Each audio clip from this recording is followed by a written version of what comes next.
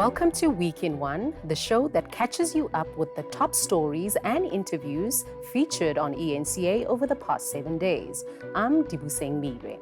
Let's take a look at some of the stories that made headlines this week. The Senzo Meyiwa trial drama continued in court this week as one of the first officers on the scene was in the hot seat. And opposition parties gathered for a convention to create an alliance to unseat the ANC in next year's election. And Swellendam residents in the Western Cape take their frustrations to the street, protesting over steep electricity and water tariffs and poor service delivery. The police provoke the communities. The City of Cape Town says all but one of 14 vehicles impounded last week were done so under the National Land Transport Act.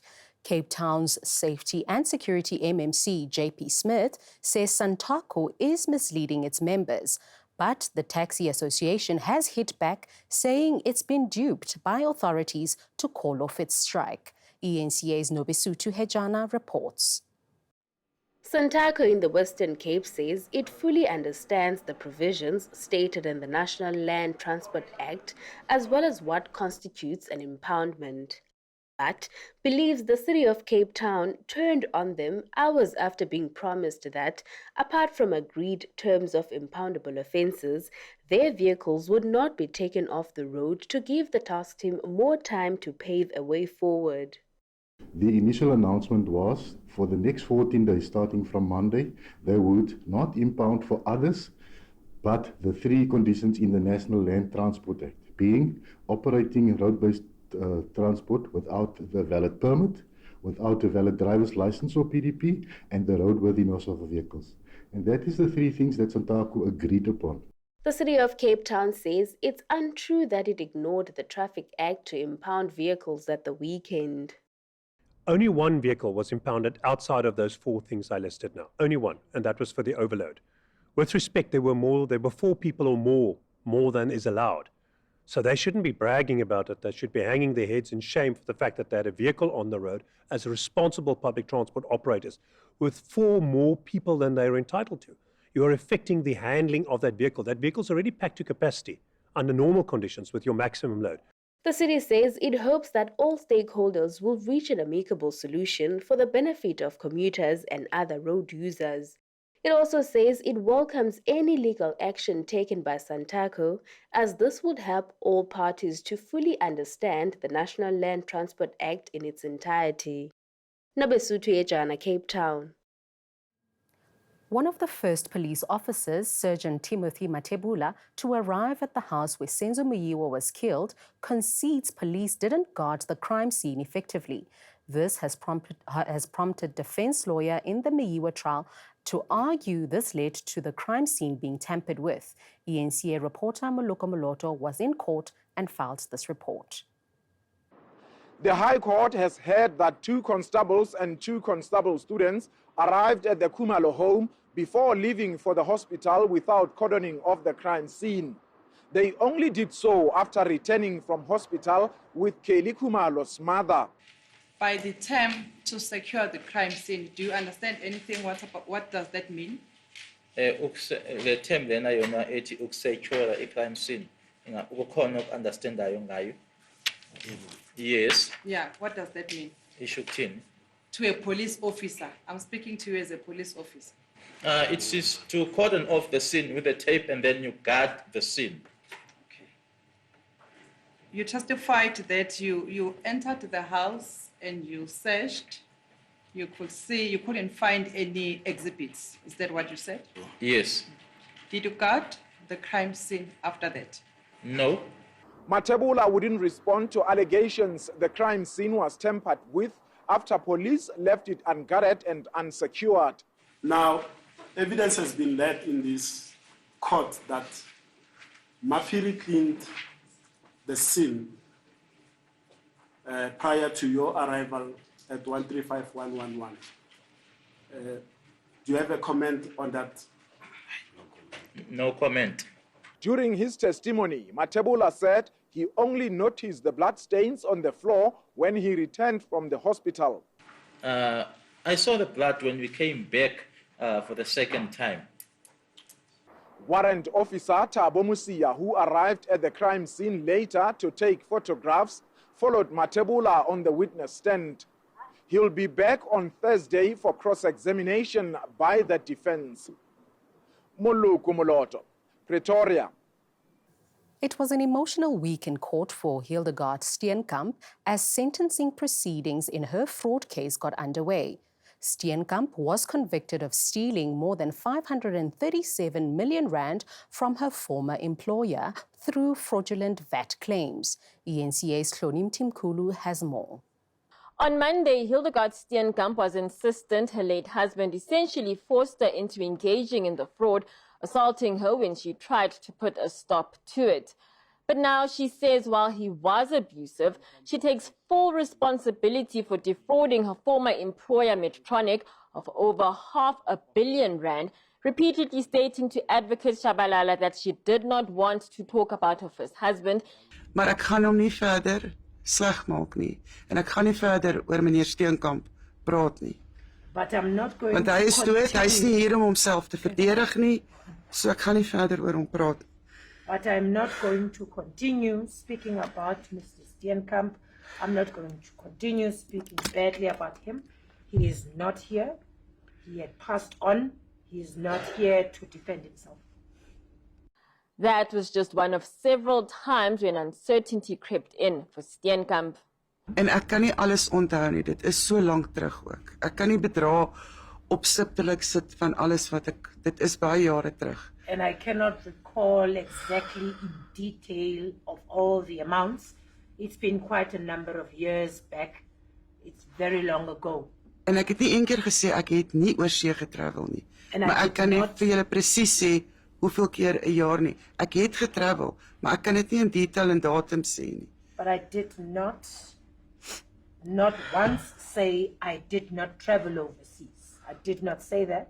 But what I'm not able to give is to how many times in detail in a year I've traveled. Steenkamp also admitted to a life of luxury with overseas trips, spending in the thousands at high-end stores, and a significant gambling habit. A far cry from the need that she had said drove the beginning of the embezzlement. The former accountant says she felt relieved the day she was arrested, so she would no longer carry this burden with her. You agree with me that it took more than 5 years for you to plead guilty to the charges? Ek weet en ek is regtig weer eens jammer oor alles wat ek gedoen het en dit het my lank gevat om hier te kom. I know, and once again, I am truly sorry for what I had done, and it took me a very long time to even come here.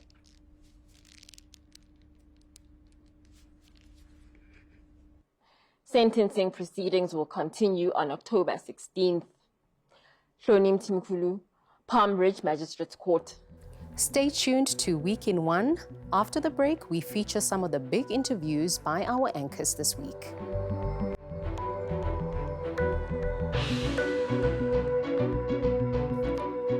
Welcome back to Week in One. I'm Dibuseng Milwe.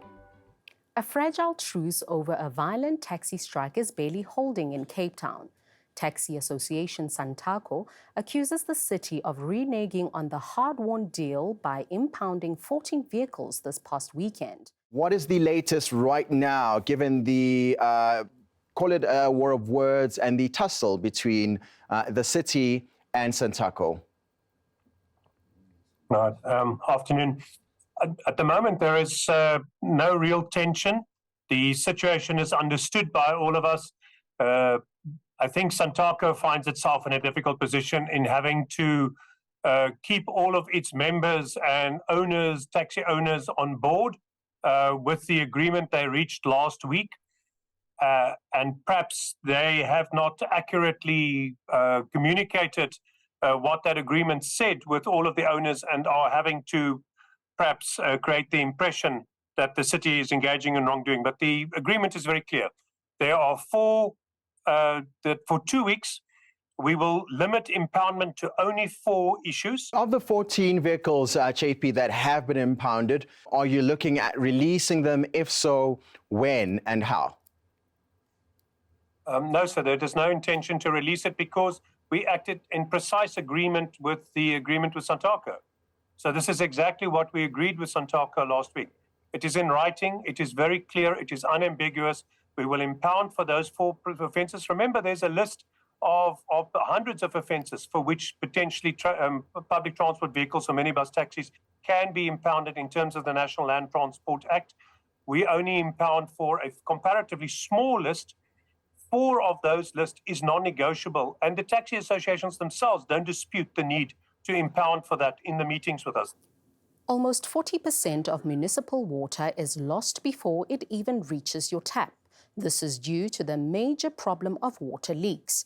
Case in point, a leak in Tshwane wasting millions of kilolitres has not been fixed for 15 years. Gareth Edwards spoke to Ferial Adam from Outa. First of all, aging infrastructure, maladministration. Where do you think the big problem sits with our infrastructure problems? Good morning.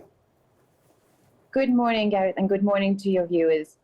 I think it's a very complex issue because we've left it for so long. So it's all of that. And I think that we need to find ways of tackling each of those issues parallel to each other. But, you know, like it's how do you, I don't want to use this, but how do you eat an elephant? Small bites. And I think that that's what we need to do. We can't leave it anymore as is, because we're going to end up with a very destroyed system. If we haven't already. If we haven't already. And here's the problem is, while we're trying to fix what many are saying is this aging infrastructure, also I had Professor Mike Muller on earlier, Ferial. He was saying that it's not just the aging infrastructure, it's the expanding infrastructure as well. You know, you need to add infrastructure for 1 million more people every year. So we're playing catch up while also trying to repair what was not maintained all those years ago. And this is why I wanted to talk to you, because now, I mean, I'm trying to get my head around 90 million kiloliter water leak. This is up in Tshwane. Tell me about this, because this has been around for 15 years.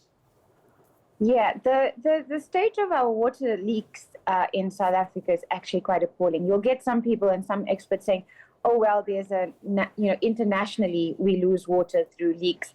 But that should not be the excuse we use anymore, considering that we're losing 38.4% of our municipal water. That was in 2021, 2022. It costs the country 21 billion rands when we lose that amount of water. And by the way, this issue in the city of Tshwane has been going on for as long as you've mentioned, but it's not just this problem. So some of the worst municipalities in terms of the most amount of water being wasted is eThekwini, Johannesburg, Tshwane, Ekurhuleni, and Emfuleni. And if you look at that, many of them are in Gauteng. This week marked the 11th anniversary of the Marikana massacre. 34 protesting mine workers were killed at the infamous Marikana Kopi near Rustenburg in the northwest. Among the first responders to the deadly violence was aid group Gift of the Givers. ENCA's Tumelo Mototwane spoke to the founder, Dr. Mtias Suleiman. So, Suleiman, if I could just come in there and ask you to take me back to a particular call that you received to stop feeding the miners. Take me through that call. Where did that call come from? And why was the request for you and Gift of the Givers to stop feeding the hungry miners? There were 2 calls. I'm not sure if it was the same day. I can't remember. It's a long time ago now. But there were 2 calls. The first call came from a person saying they're from Lutuli House. And he said, the old man has said that you should stop feeding the miners. So I said, who's the old man? They said, the president. And I said, why would you say that? He said, no, he said, stop feeding the miners, and then they will come to the table and the protest action will stop. So I said, that doesn't sound like the president talking. That sounds like somebody else saying it's the president talking, putting words into his mouth. So I said, the president has my number. Tell him to call me directly. I want to hear it from his mouth that what you're saying is exactly what he has requested. But in the meantime, you can tell all your friends and the president that I'm not going to stop this. I'm going to double the number of food parcels that I'm going to take to the people of Marikana, and nobody's going to stop me. I'm not sure if it was the same day or a little later or another day.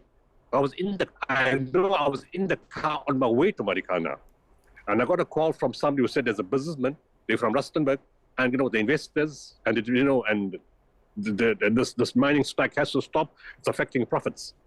So he said, same thing. Stop feeding the mine workers. They'll starve. The families will starve, and they'll come to the table, and the strike will end. By you feeding them, you are protecting the strike. And I remember telling him that this is not a civilized way to behave. I'm not sure of the exact words right now, but I remember telling him that if your wife and your children were hungry, what would you do? Would you behave in the same manner? And I said, another thing you need to understand is that a hungry person is a very angry person. I'm actually doing you guys a favor by feeding the miners so they calm down, and maybe there'll be an opportunity to discuss and to talk. But it is strange that both sides wanted to starve the miners out of the strike and bring them to the knees from hunger. Totally callous, and irresponsible, and profits before people. That was the most horrendous experience of human behavior. Stay tuned to Week in One. Coming up, more top stories after the break.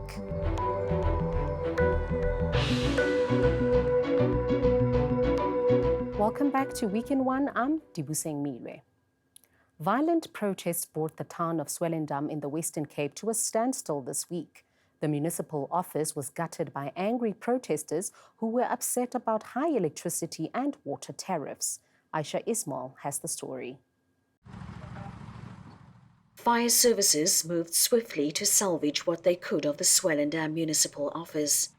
Files and documents have been destroyed. Computers were snatched and thrown into the street and set alight. We changed the council policy, the indigent policy, that makes sure that everybody that qualify for indigent must apply. The informal settlement before that were excluded. They were automatically indigents, and we said we're going to change that. They have to apply for indigent subsidy. They don't get services in the house, apart from the electricity, the people who have electricity meters. So they have to apply. They didn't, and now if you're not qualified subsidy, you don't get your 50 kilowatt-hour units a month for free. The mayor says a meeting was held on the weekend to explain to residents how to apply for the indigent grant to receive subsidized services. It didn't go down well. They were unhappy about why they took their units away, and the electricity rates are too high. And if we don't give them back their 50 units, they're going to, we will see what's going to happen. Local shops bore the brunt of the angry protesters' actions. Windows were smashed and shops looted. Many businesses shut their doors for the day. So when we came out, so I see the people, they were busy to breaking my shop. Then all of us, I called my other cousin that come out, we have to protect the shop. So all the other cousins, they came out. When the people, they saw us, they came run to us to kill us because they have a big knife in their hands. So they tried to kill us, so we ran away to our house. So after some time when the police came, so the police chased them. So when we came here, we saw that everything was messed up. They took my phones, they destroyed my whole shop. They steal my speakers, the amplifiers, the cell phone accessories, the customer cell phones, everything was gone. Community members say they are struggling to pay for services, and they wanted to get the municipality to attend to their plight. They say when they marched to the town in the early hours of the morning, they were told their gathering was illegal. They then asked the police for assistance. Come and guide us. Come and escort us from this point to municipality. Right? And then after that, the police shoot us with a rubber bullet. And then where the police provoke the communities. And then the community, the intention was not go to ban the municipality. No. We didn't think about that. It was just go to give the memorandum to the MM or to the mayor. A meeting of all stakeholders has been called. In the meantime, the situation remains tense. Aisha Ismail, Swellendam. The National Convention took place this week where 7 political parties discussed a partnership looking to unseat the governing ANC at next year's elections. Parties are expected to agree on the terms and conditions for their bloc's coalition under the banner of what they call the Multi-Party Charter for South Africa. Our reporter Puleli Chiti-Jones has this report. It's also quite important to draw the comparison to what happened previously. We remember in the city of Johannesburg, once again, the Democratic Alliance and the PA not seeing eye to eye as well. So these are the kind of challenges this multi-party charter for South Africa will have to discuss. We're yet to be told whether this agreement that's to be signed here will be legally binding or not. We're yet to be told who will be leading, or rather which party will be leading the coalition bloc if they were to be successful to unseat the ANC at the national general elections in 2024.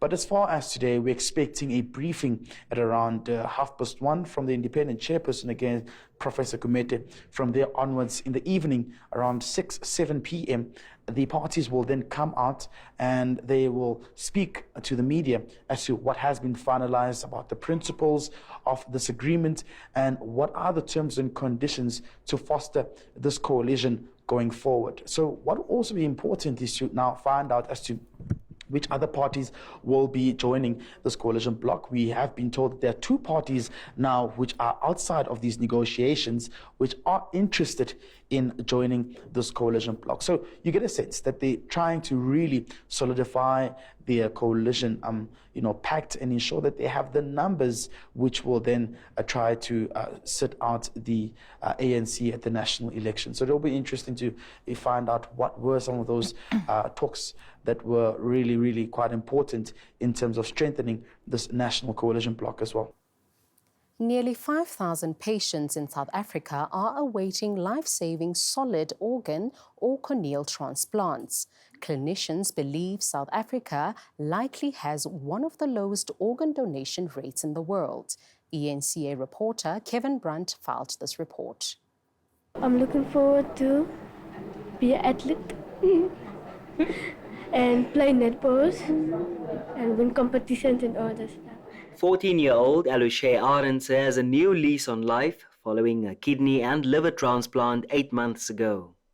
Alushay's mother, Candice Isaacs, says her daughter received her first kidney transplant when she was just a year and 7 months old. She again underwent a combined liver and kidney transplant in January this year. Last year, Alushay was very ill, so she could not do any physical activities with her peers at school. She was sometimes excluded from things. She had to bench. She couldn't run. She was benched in most sports. And especially summer, she could not swim. In the heat, she could not swim.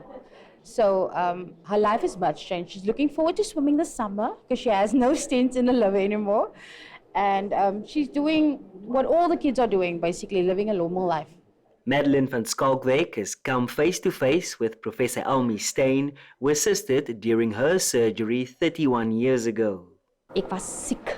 Ek kon nie reg loop nie en kon nie uitgaan saam met my vriende en familie nie en dit het my heeltemal verander en ek het na die nier kon ek alles doen.